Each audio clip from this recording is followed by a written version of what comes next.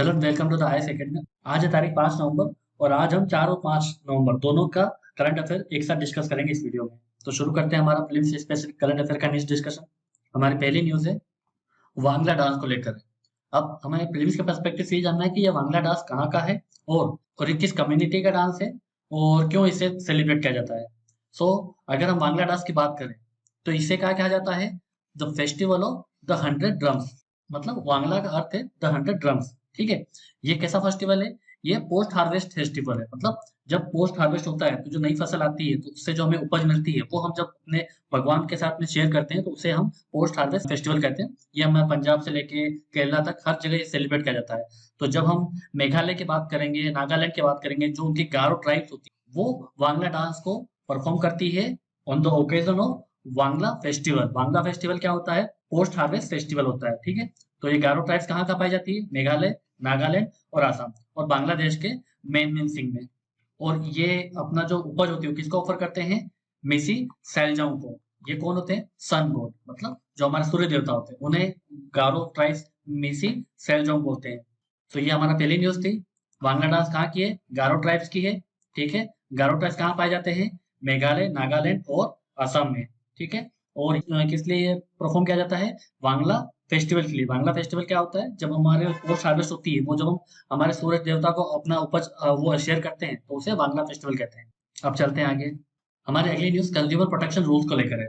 दरअसल हुआ क्या कि जो ई-कॉमर्स कंपनीज है वो आपके बहुत सारे डाटा इकट्ठा करती है, पर उन्हें वो दूसरी कंपनीज को बेच भी देती है, उससे आपकी परमिशन नहीं ली जाती है। तो अब जो हमारे मिनिस्ट्री ऑफ कंज्यूमर अफेयर्स है उसने ये बोला है कि जब भी कोई ई-कॉमर्स कंपनी आपका डाटा किसी और को बेचती है या सेल करती है तो वो उससे पहले आपकी परमिशन लेनी पड़ेगी।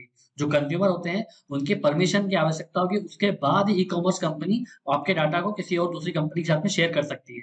तो इसका जो मेन ऑब्जेक्टिव ये है कि जो हमारे कंज्यूमर होते हैं उनके पर्सनल डाटा को सेव रखना, उनके प्राइवेसी को मेंटेन रखना।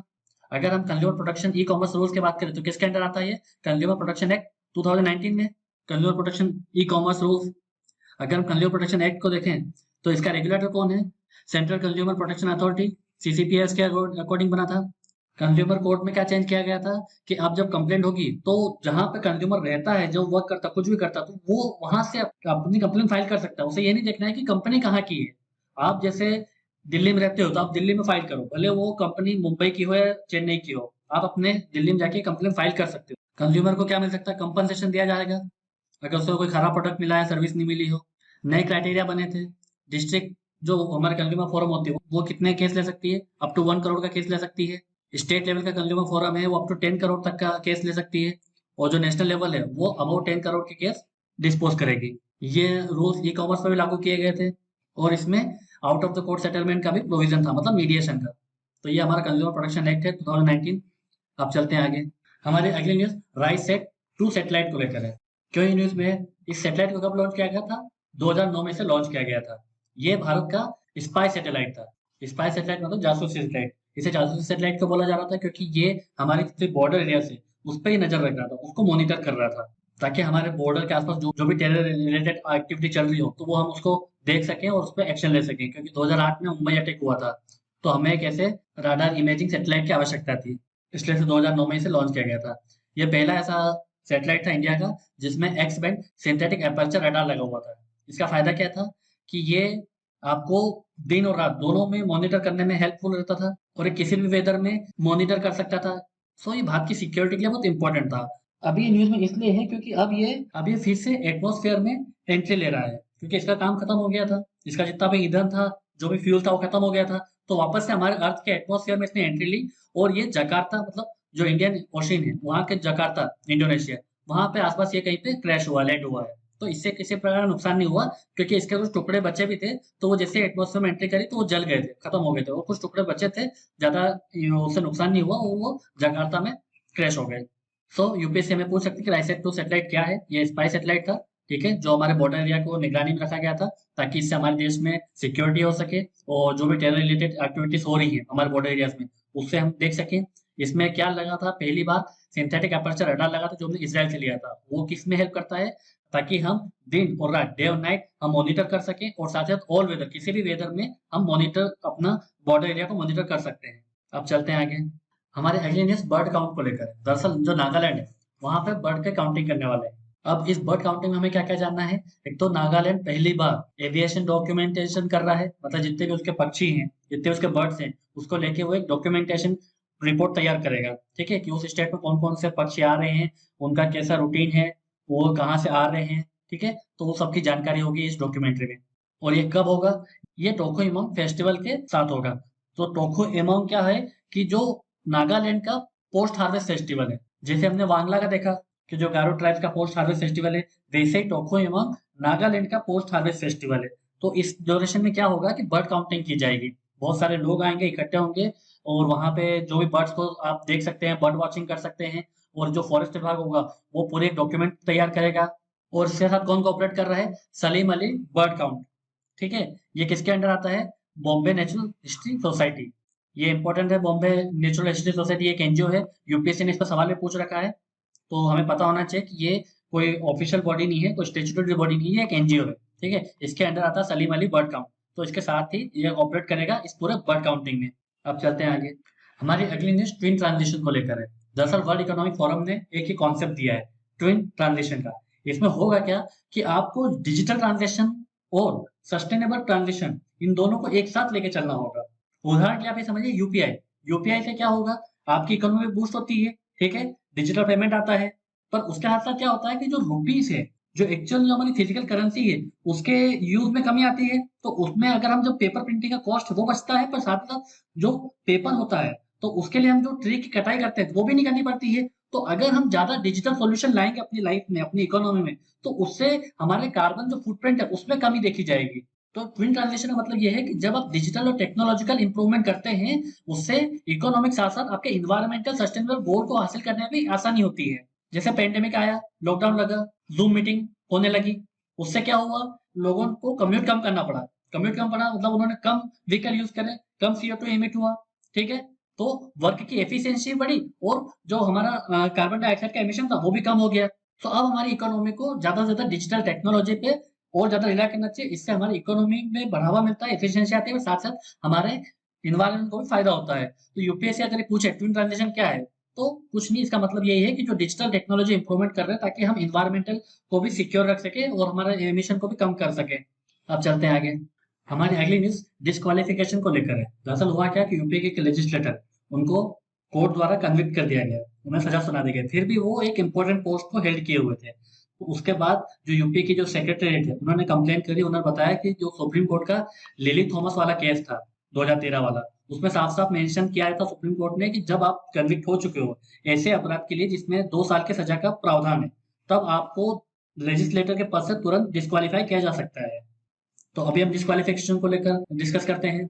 ये कहाँ मेंशन है? Section 8 of representation of the people act RPA 1951 में ये मेंशन है। अगर कोई लेजिस्लेटर ऐसे क्रिमिनल एक्टिविटी में कन्विक्ट पाया जाता है जिसमें 2 साल की सजा का प्रावधान है, तब उसकी जो सदस्यता है हाउस की वो रद्द कर दी जाएगी और उसे 6 ईयर तक का जो डिस्क्वालिफिकेशन है वो फेस करना पड़ेगा। कौन-कौन से अपराध मेंशन किए गए हैं? एक तो 2 ग्रुप्स के बीच में एनमिटी कॉज करना, electoral related offence, offence related to rape and cruelty to woman, violation of protection of civil rights, custom act, unlawful activities prevention act, activities of sati, corruption, terrorism, insult to national flag। तो ये सारे offence है जिसमें अगर आप convict होते हो तो आपकी सदस्यता ले ली जाएगी। आप अगर लीगल प्रोटेक्शन की बात करें कि अगर आप कन्विक्ट हो गए तो आपके पास क्या लीगल प्रोटेक्शन है, तो सेक्शन 8 क्लॉज 4 आरपीए का ये अवॉइड करता है डिस्क्वालिफिकेशन। पर 2013 में लिली थॉमस के केस में सुप्रीम कोर्ट ने इसे अनकॉन्स्टिट्यूशनल बताया था, तो ये प्रोटेक्शन अब चली गई है। इलेक्शन कमीशन के पास में पावर है, सेक्शन 11 ऑफ द एक्ट, कि अगर इलेक्शन कमीशन चाहे तो किसी भी डिस्क्वालिफिकेशन के सेंटेंस को वो कम कर सकता है, पीरियड को कम कर सकता है या डिस्क्वालिफिकेशन को कैंसिल कर सकता है। ये Sikkim chief minister S Tamang के केस में किया गया था। हालांकि इस पर सुप्रीम कोर्ट में सुनवाई चल रही है कि क्या इलेक्शन कमीशन को ये पावर देनी चाहिए या नहीं देनी चाहिए। तो यूपीएससी में अगर इसे सेंटेंस आए तो ये सही है। ये इलेक्शन कमीशन का पावर है कि वो डिस्क्वालिफिकेशन के पीरियड को कम कर सकता है या डिस्क्वालिफिकेशन के कम कैंसिल कर सकता है। अब चलते हैं आगे। अगली न्यूज़ हमारी लद्दाख से है। दरअसल लद्दाख में प्रोटेस्ट चल रहे हैं। लेह कारगिल में स्टेटहुड के लिए डिमांड चल रही है। मतलब जब 2019 में Jammu Kashmir reorganisation act pass हुआ था, तो जो हमारा स्टेट था जम्मू कश्मीर का, उसका 2 भागों में डिवाइड किया गया था। एक तो जम्मू कश्मीर जिसको यूटी बनाया और एक लद्दाख जो यूटी बन गया था। पहले जम्मू कश्मीर का पार्ट था। अब इसी यूटी में प्रोटेस्ट हो रहा है कि हमें स्टेटहुड दिया जाए और साथ ही साथ हमें 6 शेड्यूल के भी प्रोविजन में लाया जाए, ताकि वहाँ के जो ट्राइब्स हैं, वहाँ के जो लोग हैं, उनको अपने कल्चर को सेव करने में और उनको अपना गवर्नेंस करने में ईज़ी रहे। सही डिमांड चल रही है। अगर हम स्टेटहुड की बात करें, तो पार्लियामेंट में पावर आर्टिकल 2 के तहत कि कोई भी नया स्टेट बना सकती है वो। और 6 शेड्यूल किसके लिए है? जो हमारे ट्राइबल एरियाज़ है, उनके एडमिनिस्ट्रेशन के लिए। अभी इस 6 शेड्यूल में कौन-कौन आता है? आसाम, मेघालय, त्रिपुरा, मिज़ोरम। तो ये स्पेशल प्रोविजन क्यों किया गया? ताकि हम जो ट्राइबल कल्चर है, उसे सेव कर सकें। तो ये बेसिक था हमारा स्टेटहुड को लेके। अब चलते हैं आगे। हमारी अगली न्यूज़ पहाड़ी एथनिक ग्रुप को लेकर है। दरअसल हुआ क्या, जो हमारी national commission of scheduled tribes है, एनसीएसटी, इसने हरी झंडी दे दी है जो हमारी जम्मू कश्मीर की जो पहाड़ी ग्रुप होते हैं, पहाड़ी लोग होते हैं, तो पहाड़ी एथनिक ग्रुप को अब एसटी के लिस्ट में शामिल किया जाएगा। तो ये पहाड़ी एथनिक ग्रुप के लोग कहाँ मिलते हैं? जम्मू कश्मीर यूनियन टेरिटरीज में, ठीक है? वहाँ पे इसे जो एसटी की लिस्ट होगी शेड्यूल्ड ट्राइब्स की, वहाँ पे इसे इंक्लूड किया जाएगा। अगर हम इसके प्रोविजन की बात करें, तो कॉन्स्टिट्यूशन में कहीं भी ये डिफाइन नहीं है कि शेड्यूल्ड ट्राइब्स को कैसे डिफाइन करना है। बट आर्टिकल 342 एम्पावर्स करता है प्रेसिडेंट को कि वो नोटिफाई कर सकता है किसी भी कम्युनिटी को एसटी के रूप में। इसके प्रोसेस क्या है कि जो हमारे स्टेट और यूटी के गवर्नर होते हैं, वो पहले रिकमेंडेशन भेजते हैं। फिर जो union ministry of tribal affairs होती है, वो ये प्रपोजल किसको भेजती है? एनसीएसटी को, national commission for scheduled tribe को। फिर वो जब जांचती है, परखती है, उसके बाद office of registrar general of India RGI भी अपना परमिशन देता है कि भाई हाँ, इसे इस पर्टिकुलर कम्युनिटी को एसटी में रख सकते हैं। उसके बाद मिनिस्ट्री एक बिल लाती है पार्लियामेंट में और उस शेड्यूल ट्राइब की लिस्ट में अमेंड करती है। फिर उसके बाद प्रेसिडेंट नोटिफाई करती है पर्टिकुलर कम्युनिटी को एसटी ग्रुप में। तो ये पूरा प्रोसेस है कि कैसे एसटी शेड्यूल ट्राइब्स की लिस्ट को नोटिफाई किया जाता है। अगर हम national commission for schedule tribes की बात करें एनसीएसटी की, तो ये कब बना था? 2004 में बना था। किस आर्टिकल के तहत बना था? आर्टिकल 338 ए। इसका मतलब ये कॉन्स्टिट्यूशनल बॉडी है जिसे 89th कॉन्स्टिट्यूशन अमेंडमेंट एक्ट के थ्रू बनाया गया था। पहाड़ी कम्युनिटी कौन होती है? जो कि लोकल पहाड़ी लैंग्वेज बोलते हैं, जो जम्मू कश्मीर, उत्तराखंड और हिमाचल प्रदेश में पाए जाते हैं। और अभी फिलहाल जम्मू कश्मीर में 12 कम्युनिटीज ऐसी हैं जिन्हें एसटी का टैग हासिल है। तो ये बेसिक नॉलेज हो गई हमारी पहाड़ी कम्युनिटी के बारे में। अब चलते हैं आगे। अगली न्यूज हमारी राइनोस को लेकर है। दरअसल एक स्टडी पब्लिश की गई बाय ब्रिटिश इकोलॉजिकल सोसाइटी के द्वारा। इसने बताया कि जो हमारे राइनोसोर्स हैं, उसके जो हॉर्न्स हैं, वो धीरे उनकी जो लंबाई है वो कम होती जा रही है, वो छोटे होते जा रहे हैं उनके हॉर्न। तो यूपीएससी में अगर ऐसा कोई स्टेटमेंट आता है तो हम इसको सही मान सकते हैं, क्योंकि स्टडी में ऐसा बताया गया है। अगर हम राइनोस की बात करें, तो जो राइनोस की स्पीसी है वो 5 प्रकार की होती है। White rhino, greater one horn rhino, black rhino, जावन राइनो, सुमात्रा राइनो। अब आपसे ये पूछा जाए कि इनमें से कितनी राइनोस की स्पीशीज है जो कि क्रिटिकल इंडेंजर आईयूसीएन की लिस्ट में। सो जो ब्लैक राइनो है, जावन राइनो है और सुमात्रा राइनो, ये 3 स्पीशीज क्रिटिकली इंडेंजर है। मतलब इनकी संख्या लगातार गिर रही है और इनकी जो पॉपुलेशन है उन्हें कंजर्व करने की आवश्यकता है। हालांकि जो ब्लैक राइनो है उसकी स्पीशीज की संख्या बढ़ती जा रही है फिलहाल तो। और जो हमारे देश में ग्रेटर वन राइनो है, तो उसकी संख्या बढ़ रही है, पर वो वल्नरेबल की कैटेगरी में। तो हमें इनके आईयूसीएन की कैटेगरी पता होना चाहिए। वन हॉर्न राइनो को इंडियन राइनो भी बोला जाता है और ये सारे राइनो के स्पीसीज में लार्जेस्ट स्पीसीज होता है। इसको कैसे आइडेंटिफाई कर सकते हैं? इसमें सिंगल ब्लैक हॉर्न होता है। आईयूसीएन की लिस्ट में इसे वल्नरेबल बताया गया है। वाइल्ड लाइफ प्रोटेक्शन एक्ट के तहत इसे शेड्यूल 1 में रखा गया है। और जो हमारी साइट्स की जो कन्वेंशन है, उसके ये अपेंडिक्स 1 में मेंशन है। तो ऐसे ही और करंट अफेयर की वीडियोस के लिए आप हमारे चैनल को सब्सक्राइब कर सकते हैं। आज के वीडियो सिर्फ इतना ही है। Thank you very much.